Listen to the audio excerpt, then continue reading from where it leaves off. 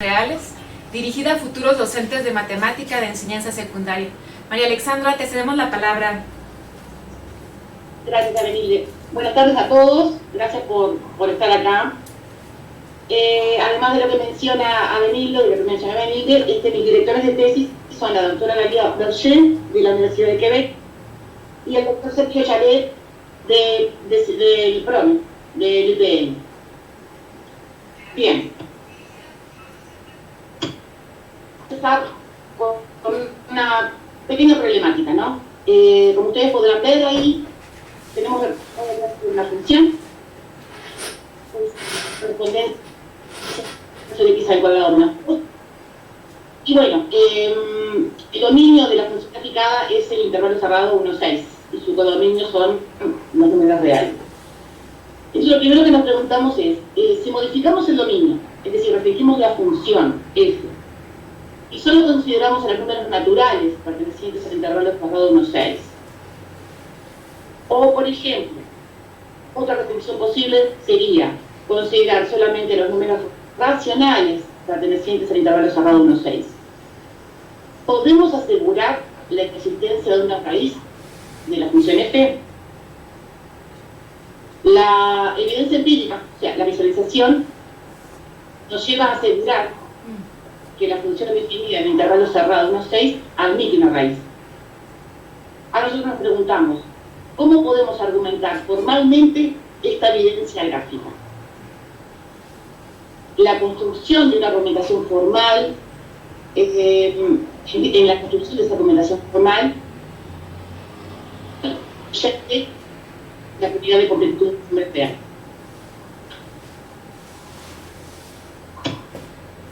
Otro ejemplito es ahora considerando el contexto de la geometría analítica plana. Y bueno, sabemos que si dos rectas en el plano no son paralelas, existe y es único su punto de intersección, es decir, las rectas son secantes. Ahora nosotros nos preguntamos, ¿esta afirmación seguirá siendo válida si consideramos solo los puntos con coordenadas racionales en dichas rectas? Bien, la respuesta a esto es que, nuevamente, la construcción de una argumentación formal para esta afirmación requiere del uso de la propiedad de completitud, es un conjunto de números reales.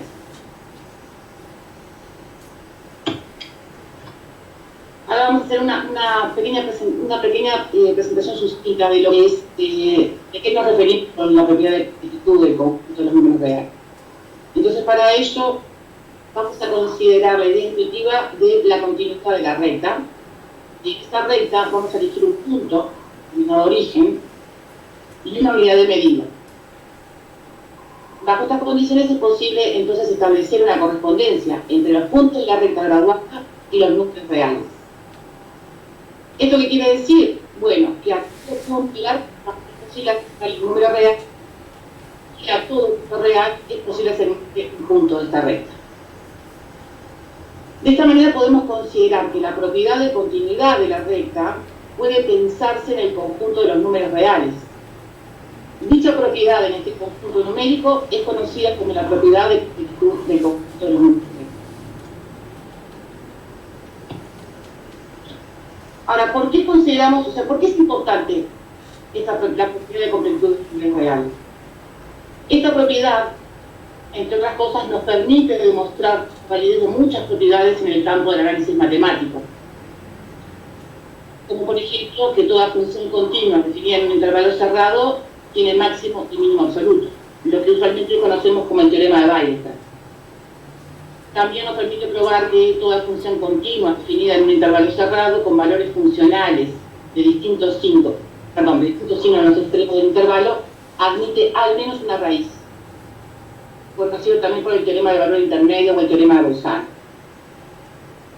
O, por ejemplo, otra propiedad conocida por casi todos nosotros, que es que toda sucesión monótona y acotada es convergente. Así como también otra propiedad, que no está puesta en la diapositiva, pero es que todo desarrollo decimal define perfectamente un número real. Nuestra problemática está basada en que, bueno, el conjunto de los números reales es el dominio natural de las funciones que se estudian en los niveles de ciclos medios, ¿no?, en secundaria y en cursos universitarios. Hay investigadores como Berger y César, Artin, Conero, Mora y Torres, que afirman que el conjunto de los números reales es un saber fundamental para poder desarrollar el cálculo y el análisis en estudios superiores. También es un dominio muy utilizado en diferentes aplicaciones, por ejemplo, en el campo de la física, cuando la variable de tiempo, por ejemplo, entra en juego. Nosotros, como docentes de didáctica de la matemática y de análisis matemático, hemos podido constatar que la completitud funciona como una noción transparente para los estudiantes. ¿Esto qué quiere decir? Que los estudiantes en realidad no perciben fácilmente el carácter de herramienta de esta noción en la resolución de problemas que requieren su uso. Y tampoco perciben la necesidad de esta propiedad en la construcción de otros conceptos o en la demostración de propiedades vinculadas al análisis de variables reales. Nuestro interés tiene origen en experiencia personal, donde hemos podido constatar que la mayoría de los profesores de matemática egresados, así como estudiantes avanzados del profesorado de Uruguay, han dado evidencia de considerar la propiedad de completitud del conjunto de los números reales asociada casi únicamente a la estima del supremo. Sin embargo, esta propiedad admite múltiples maneras de expresarla, ya sea enunciando el axioma del supremo, como enunciando y demostrando el teorema de Bolzano, o, por ejemplo, la propiedad de que toda sucesión real monótona y acotada es convergente, o que toda sucesión real es convergente si solo sí es una sucesión fundamental o de Cauchy. Nosotros consideramos que es deseable que el futuro profesor de matemática esté familiarizado con todos estos enunciados equivalentes de la propiedad de completitud del conjunto de los números reales y que puedan decidir de manera flexible en qué momento es conveniente el uso de alguna de estas formas acorde al contexto de trabajo dentro del campo del análisis. El objetivo de investigación que nos hemos planteado es el proponer una propuesta de enseñanza, proponerla y evaluar la enseñanza general, la necesidad de la propiedad de completitud del conjunto de los números reales en estudiantes de profesorado de matemáticas. En esta propuesta pensamos en introducir actividades de problematizar y evidenciar la necesidad de esta propiedad. Las preguntas que guían nuestro objetivo de investigación son, en primer lugar, ¿qué elementos debemos tomar en cuenta para lograr diseñar una propuesta de aprendizaje que permita a los estudiantes percibir la propiedad de completitud como una condición necesaria para la construcción de nociones matemáticas vinculadas al análisis? ¿Y de qué manera la problematización de esta propiedad por medio de actividades didácticas mejora la enseñanza de algunos tópicos del análisis?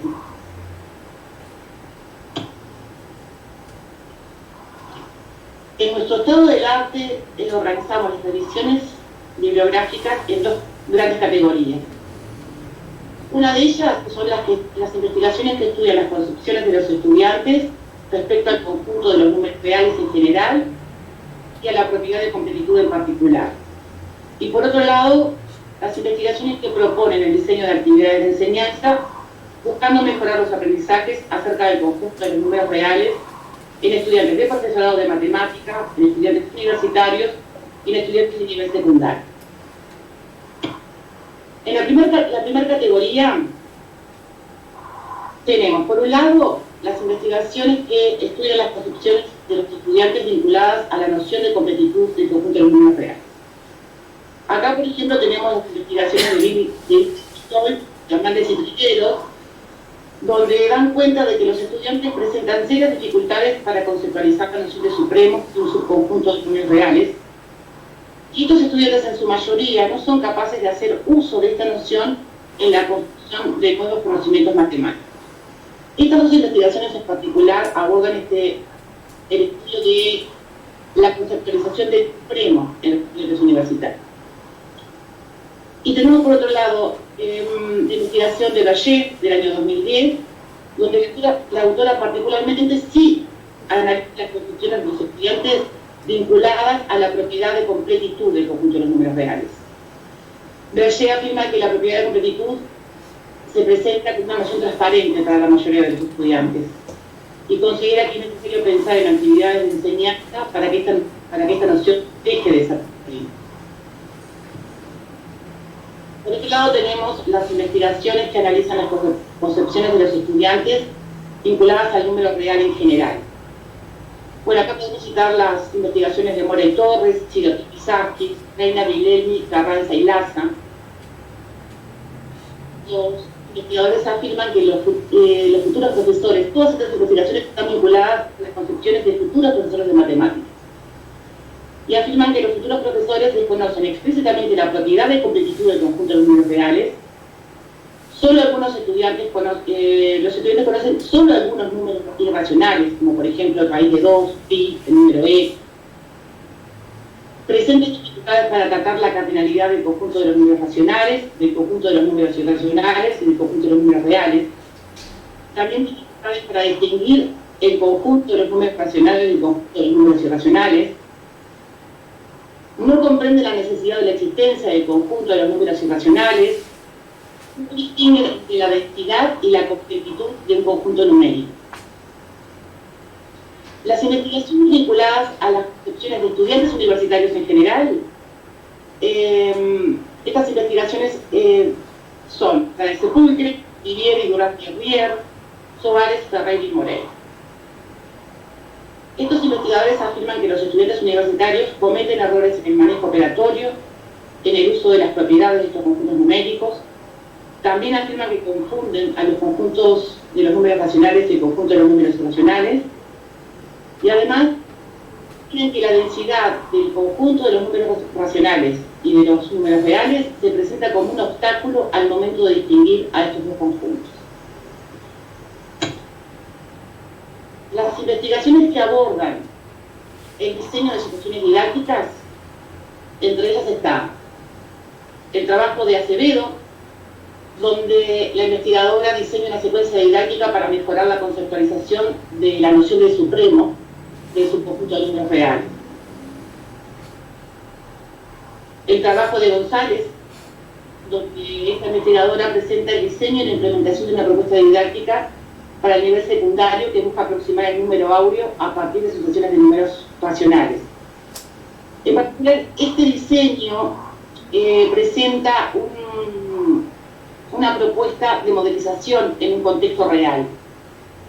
Y consideramos que de repente tratar a los números reales en general en un contexto real a veces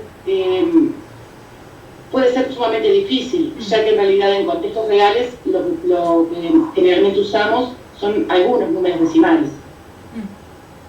Después tenemos la propuesta de Martínez, donde se diseña una unidad didáctica para el grado 11, que busca que los estudiantes den significado a los números racionales y a los números irracionales en la recta numérica, poniendo énfasis en las nociones de fracción continua, conmensurabilidad e inconmensurabilidad. El trabajo de Silva del año 2017 presenta el diseño e implementación de una secuencia didáctica para el nivel básico universitario y busca analizar y poner en juego la distinción entre los números racionales y los números irracionales y la densidad de conjuntos numéricos en conjuntos de números reales. El trabajo de Silva en particular, la propuesta de Silva introduce también el uso de las TICs. Y de repente podemos analizar que el uso de las TICs es limitado cuando, por ejemplo, nos proponemos trabajar con propiedades que son tan abstractas, en nuestro caso como lo es la completitud. La propuesta de Durand-Guerrier del año 2016, o sea, en realidad no propone una situación de enseñanza, sino lo que hace es analizar la potencialidad del teorema del punto fijo como una posible actividad para mejorar la comprensión de los estudiantes universitarios acerca de las diferencias entre lo discreto, lo denso y lo continuo. Bueno, ella considera, sí, que obviamente que actividades como las que ella analiza, el teorema del punto fijo, realmente es una actividad que presenta mucho potencial para mejorar la distinción entre la discretitud, la densidad y la continuidad.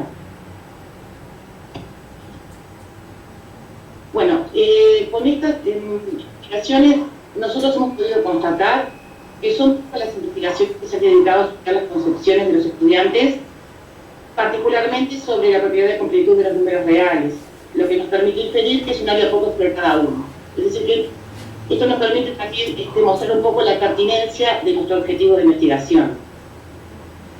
Los trabajos de Mora y Torres, Chilotipi Sáquez, Reina, Suárez, Ferrer y Moreira, así como el trabajo de Berger y de Durán Guerrier, todos ellos consideran que es necesario abordar la enseñanza de los conjuntos numéricos con profundidad, en particular el conjunto de los números reales.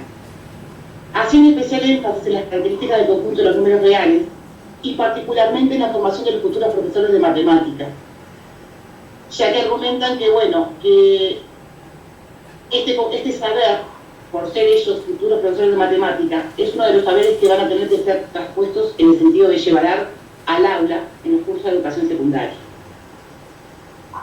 Los diseños de propuestas de enseñanza que he presentado hasta aquí nos han dado evidencia de que no se ha abordado específicamente situaciones que generen y pongan en discusión la importancia de la propiedad y completitud del conjunto de los números reales.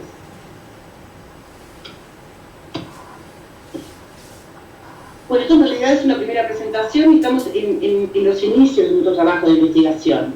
En este momento nos encontramos todavía mejorando y profundizando en nuestra revisión bibliográfica, y también nos encontramos escribiendo un primer artículo que dé cuenta del estado de arte de nuestra investigación. Por otro lado, estamos en el proceso de comenzar a diseñar las actividades de nuestra propuesta. Y más, esta revisión bibliográfica nos va a permitir analizar en las distintas investigaciones los marcos teóricos utilizados y los marcos metodológicos utilizados. Y esto nos abre puertas a nosotras para poder analizar, para más adelante poder decidir cuál va a ser nuestro marco teórico y nuestro marco metodológico para nuestro trabajo de investigación. Por el momento lo que tenemos pensado es que la propuesta va a ser implementada en modalidad de taller, semipresencial, con estudiantes del curso de Análisis 1 del Profesorado de Matemática en Uruguay. Bueno, muchas gracias por su atención y bueno, quedo a la disposición para las preguntas que consideren pertinente formularme. Muchas gracias, María Alexandra, que además ha sido como muy rápida en la presentación, te has mantenido en el tiempo. ¿Alguien tiene preguntas, comentarios? Sí, María. Bueno, ¿me escuchas, María Alexandra? Sí, escucho. Bueno, entiendo que estás empezando con el trabajo de investigación. Hay cosas que todavía estás delimitando, ¿cierto? Sí. Bueno, mi pregunta es, mi inquietud es hacia tus dos preguntas de investigación. En primer lugar, como que se me hizo raro que tuvieras dos preguntas de investigación, ¿no? Generalmente siempre se plantea una sola pregunta de investigación, que es la que genera tu objetivo, la propia investigación. No sé si quieras ponerlas. Sí, ¿cómo no? Porque yo encuentro que pueden ser objetivos diferentes. Ajá. El objetivo o el título de tu investigación tiene que ver con diseño de una propuesta, ¿no? Y te preguntas, ¿qué elementos debemos tomar en cuenta para lograr ese diseño? Esa yo la vería en correspondencia con el título de tu presentación y con lo que nos has contado. Pero la siguiente, ¿de qué manera esa problematización por medio de actividades mejora la enseñanza de algunos tópicos del análisis? Yo lo vería como una pregunta totalmente diferente, que requiere por sí sola de una investigación, ¿no? Entonces yo pienso que que te deberías de quedar con una, o bien de esas dos, solamente o juntarlas, o no sé, pero que sea un solo tu objetivo. Si es el diseño, dejarlo en el diseño. Pero esto de qué manera, la segunda pregunta sí se me hace un poco complicada, porque estás hablando de mejorar la enseñanza de ciertos tópicos que no sabemos cuáles son, ¿no? Esa es mi pregunta, que reflexionemos o que me cuentes por qué dos preguntas. ¿Por qué dos preguntas? En primer lugar, el objetivo de investigación no es solamente la propuesta. O sea, no solamente nos proponemos diseñar, sino evaluar la propuesta de enseñanza. O sea, la idea es, proponemos un conjunto de actividades, ¿sí?, que pongan en juego las necesidades de la propiedad de completitud. Eso también hay correspondencia con la primera pregunta. Ahora, y si yo quiero evaluar la propuesta de enseñanza, ¿no?, en realidad pienso, tal vez es cierto lo que tú dices, porque en realidad estamos como en una etapa inicial, pero la evaluación, yo creo que en cierta forma iría en concordancia, capaz que tendría que mejorar la segunda pregunta, pero creo que la parte del objetivo, diseñar, va con la primera pregunta. Pero la parte de evaluar tiene que ver con la segunda pregunta. Pero María, si estamos pensando en que tú propones un diseño, yo creo que una responsabilidad tuya es evaluar o valorar ese diseño. ¿Sí? Entonces yo pienso que no necesitas una segunda pregunta para hablar de tu objetivo. Es decir, no solo es que tú vas a proponer, vas a probar que de verdad permite lo que estás pensando, que es percibir la propiedad de completitud. Es decir, yo vería la validación dentro de la primera pregunta. Bien, sí. Pero bueno, es algo que tú vas madurando, ¿no? También a lo largo de tu proceso doctoral. Pero sí, la verdad que por la así porque es algo a tomar en cuenta. Claro, porque es la realidad y yo como interna igual a sentido, pero está muy bien, muchas gracias. Bueno, a ti, gracias. ¿Alguna pregunta? ¿Sí, Ernesto? Yo también sobre la misma temática, me parece que como una pregunta de diseño, digamos que todavía la pregunta es que no sabemos cómo vamos a llegar a encontrar esos elementos, o sea, qué elementos debemos tomar en cuenta. Requeriría una pregunta también de cómo se logran obtener elementos para lograr un diseño. Entonces, ¿cómo se logran obtener elementos para lograr un diseño? Pues formulando algunas hipótesis. Y se formulan algunas hipótesis pues con base en la literatura vigente, en lo que han dicho los investigadores, en lo que, etcétera, ¿no? Por ejemplo, y lo que a mí me parece que una pregunta de investigación que se refiere al diseño, lo que debe de decir es, ustedes como investigadores deben de poner algunas características de algunas hipótesis de aprendizaje acerca de cómo creen que se puede aprender mejor este tema, ¿no? Esto no es una cuestión de que se investiga en la literatura, y la pregunta debe de ser, si yo tomo estos elementos de diseño, o sea, si considero un diseño con tales y cuales elementos, ¿cuáles son las repercusiones en el aprendizaje de los estudiantes? Porque la idea de los estudios de diseño es encontrar una relación entre las acciones que hace uno como investigador en el diseño con las evidencias que pueda encontrar uno en el aprendizaje de los estudiantes. Entonces, digamos que yo, por ejemplo, podría uno pensar en algún tipo de, digamos, propuesta innovadora de cómo enseñar el tema de la completitud. Por ejemplo, no sé, algún tipo de propuesta problematizando tal o cual proposición, poniendo tal o cual problema, pidiendo tal o cual prueba, y esos serían los elementos de diseño que estarían en las... Y luego, llevar a la práctica eso, implementar esa propuesta y encontrar la relación con cómo aprenden los estudiantes. Yo por la experiencia y bueno, en las investigaciones que he hecho, las preguntas así de que digamos, de que una propuesta logre, nada más de sí o no, de si se logra el objetivo o no se logra el objetivo, me parecen preguntas un poco ingenuas. En general, en los grupos hay diversidad, hay mucha variabilidad de estudiantes. Hay unos estudiantes que casi cualquier propuesta de enseñanza la van a captar bien, y hay un grupo de estudiantes que no. Entonces, la idea no es preguntarse si tal o cual diseño es efectivo o no, si tiene repercusiones, sino cómo se relacionan los elementos de diseño con lo que los estudiantes aprenden. Y muchas de esas cosas, digamos, y tener en cuenta la variabilidad, que hay estudiantes que avanzan un poco hay otros días que avanzan mucho más y hay otros que realmente entienden todo. Entonces uno debe de analizar el resultado de una implementación, de una propuesta didáctica, clasificando, digamos, esos niveles de aprendizaje de los estudiantes y cómo influyó el diseño en cada uno de esos niveles. Digamos, ese es, digamos, el esquema que yo encuentro que es adecuado para eso. Entonces, digamos que ahorita la pregunta que ustedes se hacen de qué elementos debemos tomar en cuenta es una pregunta que es correcta desde mi punto de vista, pero que, digamos, no debe ser la pregunta de la investigación, sino es la pregunta como para formularse algunas hipótesis. Digamos, ustedes deben tener alguna posición didáctica y decir: yo creo que este problema se va a resolver mediante poniendo ciertos problemas, o mediante explicando ciertas cosas, o usando un recurso tecnológico de tal manera. Ya una vez que se tengan esas hipótesis, se hace el diseño y se implementa y se ve cuáles son la relación entre esas hipótesis y los resultados. Ya, repetí lo mismo, pero ya de manera cortita. ¿Quieres decir algo, María Alexandra?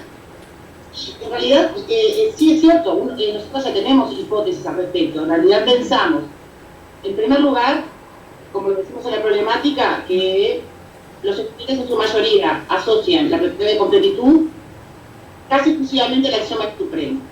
Y lo otro interesante, y que vemos, como lo que mencioné anteriormente, que requieren fundamentalmente de la propiedad de completitud para poder ser validados, es decir, demostrados, normalmente como se trabaja o se aborda en el aula, la completitud subyace.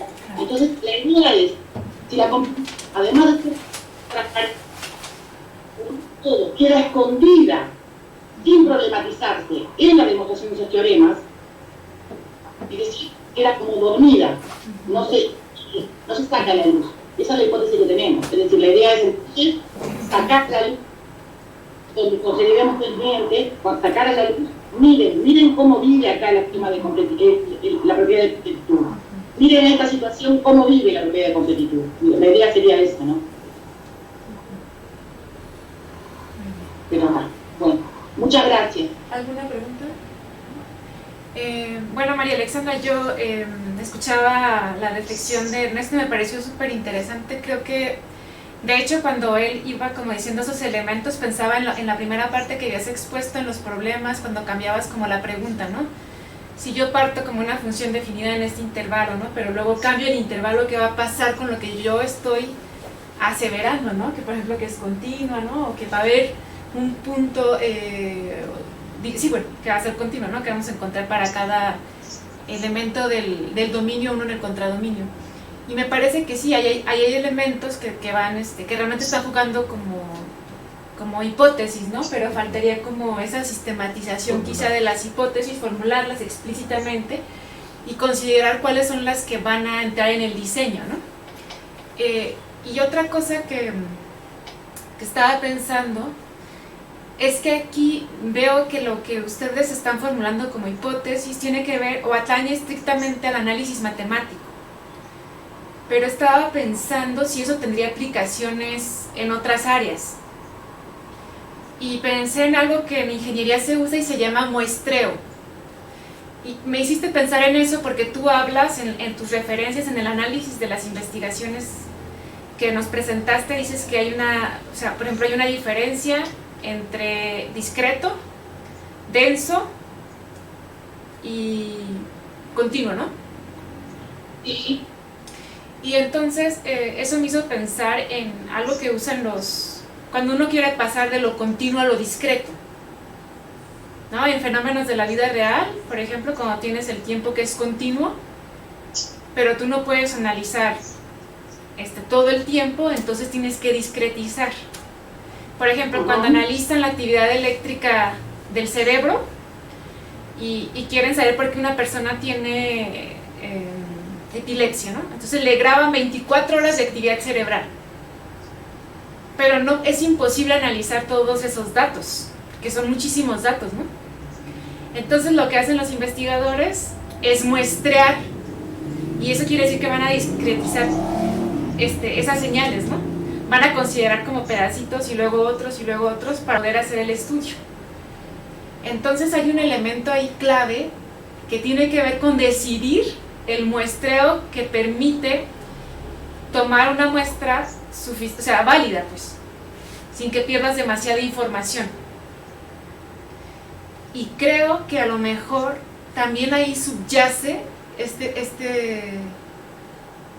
esta propiedad, y que no sé si a ustedes les parezca interesante, pero yo creo que también sería interesante como mirar ahí en alguna tarea más cercana como a las aplicaciones, pues, porque aquí parece, o sea, aquí está la parte matemática que es muy importante, pero me parece que en estas que hay mucho trabajo en didáctica de las matemáticas muy interesante sobre el paso entre lo continuo y lo discreto, ¿no? Pero está un poco más enfocado hacia cómo construimos ese paso, ¿no? Cómo logramos construir conocimientos para pasar de lo discreto a lo continuo o de lo continuo a lo discreto. Pero creo que la modelización matemática se usa bastante y es súper interesante.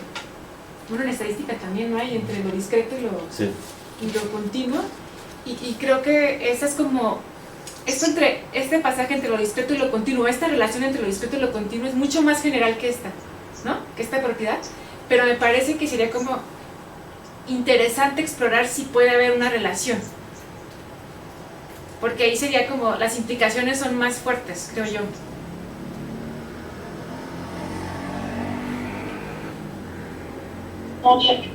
No habíamos pensado en eso. O sea, en realidad está todo muy en pañales, digamos, todavía, pero es interesante poder analizar la posibilidad de la actividad de modelización para ver el juego de lo continuo.